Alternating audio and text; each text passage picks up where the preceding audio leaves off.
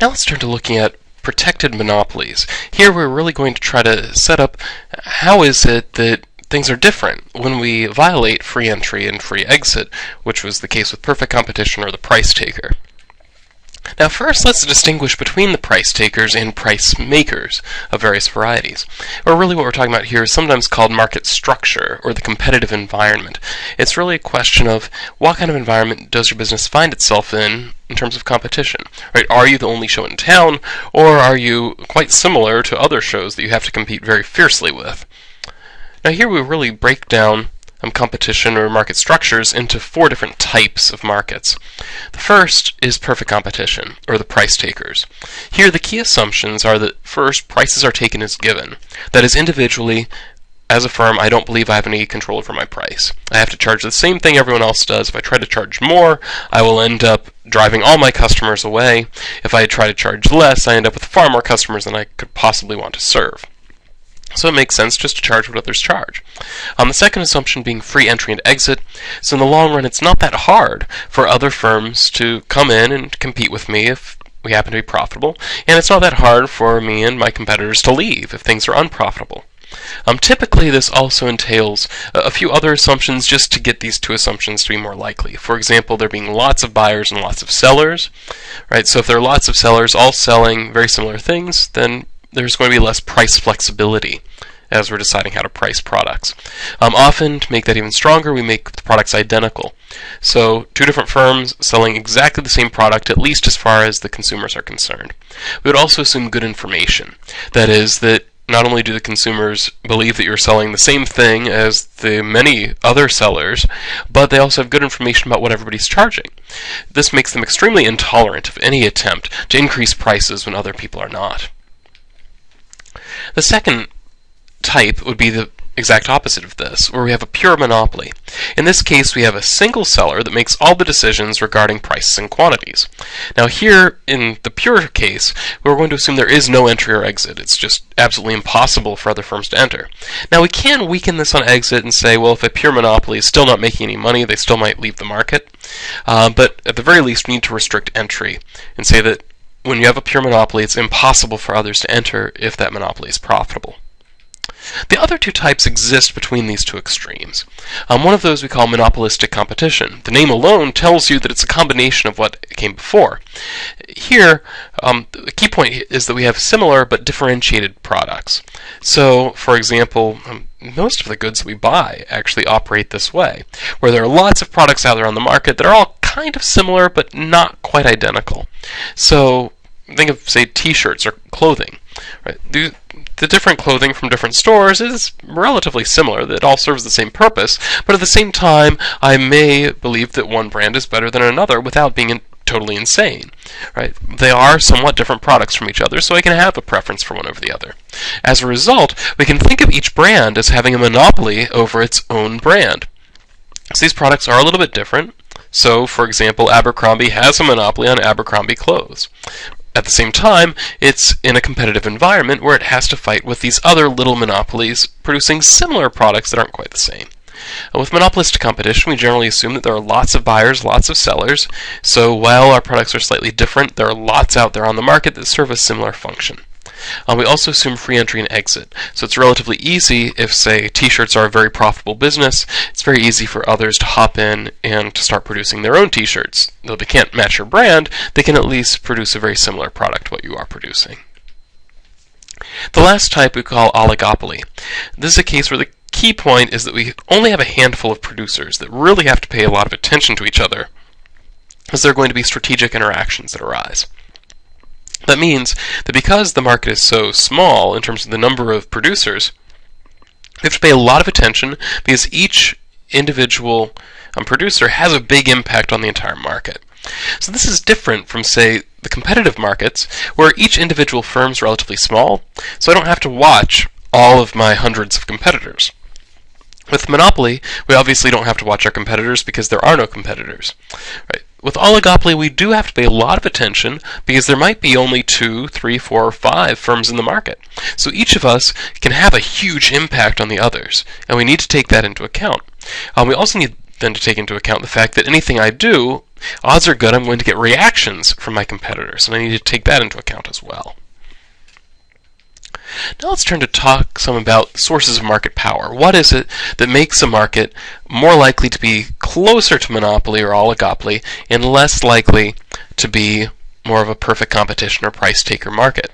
Here there are a few elements we can look for. And they all fall into this category of what we call barriers to entry. That is, things that get in the way of new firms entering the market. So, we're just going to go through a list of a few of them. The first would be exclusive control over important inputs. If you are the only firm that owns something that is necessary to make your product, naturally that gives you a lot of control over the market that you're in.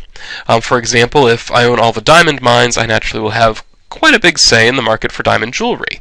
That was the case with De Beers for a long time. They didn't own all the diamond mines, but a substantial portion of the diamond market was controlled by De Beers. Now, one thing I will say about exclusive control over important inputs is that this is an extremely rare way to establish barriers to entry, mostly because it's very difficult to get exclusive control over those inputs as soon as anybody realizes they're important. Imagine somebody says, well, I could be extremely profitable if I just bought up all the oil wells. We immediately recognize there is no just about buying up all the oil wells. The more oil wells this person buys up, as long as they start taking advantage of it, they're going to end up pushing prices up. If they push prices up, then the people that are holding on to the oil wells have all the more reason to hold on to it and refuse to sell. So it becomes extremely expensive to try to buy up all of this input unless you happen to get it by chance, or happen to have, say, some kind of connections that would give you some additional power besides just the ability to buy the thing. Right? So for example, if say I'm in league with the governments in oil producing countries and they force people to sell their oil wells to me, okay, then I can establish it. But in terms of just in the free market of going out and having to buy up these oil wells, it's virtually impossible for me to achieve exclusive control unless I happen to get really lucky and happen to own the only ones from the beginning. A much more common source of a barrier to entry is patents or copyrights, these intellectual property protections. Now really we can think of patents and copyrights as being a temporary grant of monopoly status for either an invention, in the case of a patent, or for a creative work, in the case of a copyright. Here, in effect, what the government is doing is saying, if you create an invention, that's a valuable thing, so you have an exclusive right to produce it, or at least control who produces it, for some period of time. If you create a creative work, very similarly, you have the exclusive right to control who produces it for some period of time. So this is a case where there's a strict legal barrier to entry, and any attempt to violate that barrier to entry will in fact be a violation of law that the government then would enforce against you. Right? So this is the reason, for example, that I can't just start producing copies of the Harry Potter novels, despite the fact that I have the technology to do it. I have the Harry Potter novels there at home.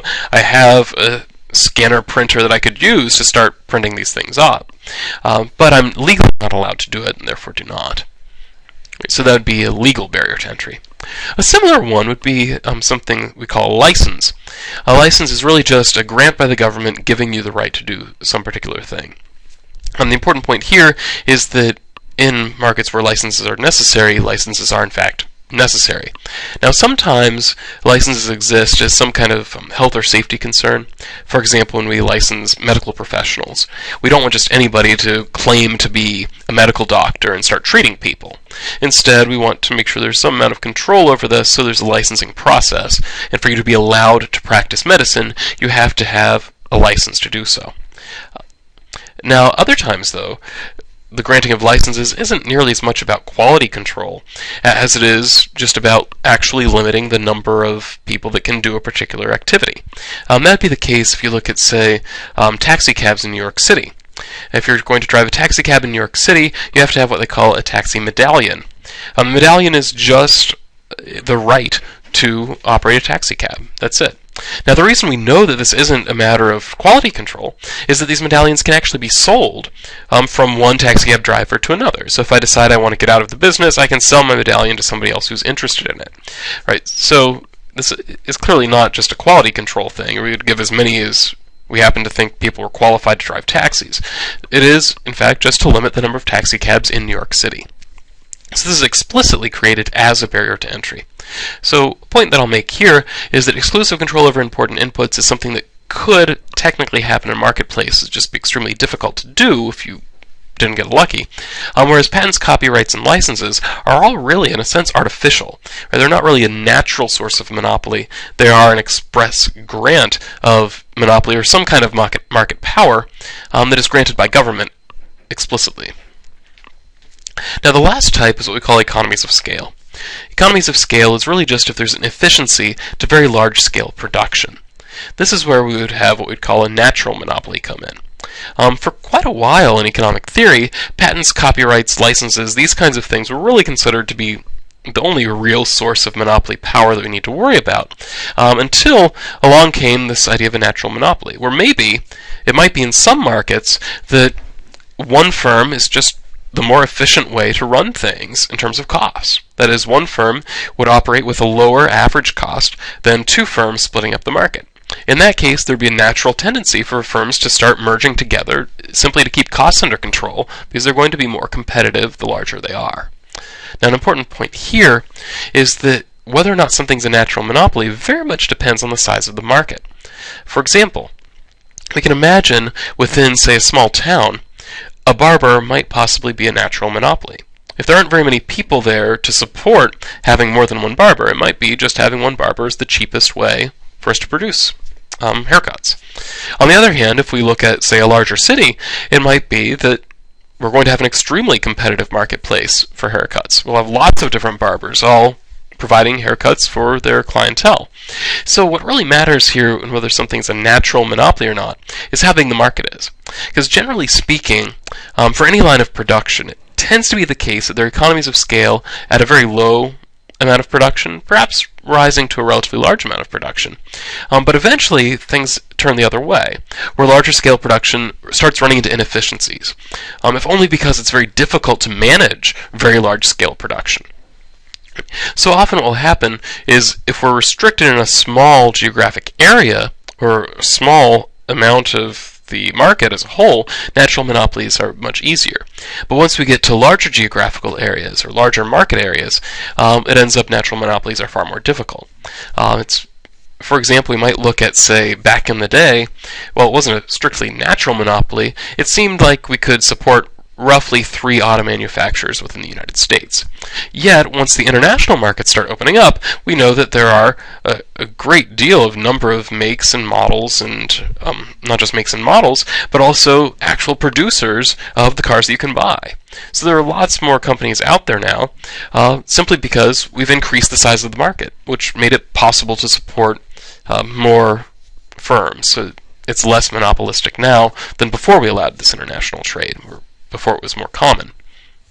And so whether or not something's a natural monopoly very much depends on the size of the market we're looking at. Often if we allow for the market to be a little bit bigger, we'll find out what looks like a natural monopoly isn't at all, as long as the market can actually allow for trade amongst a larger area.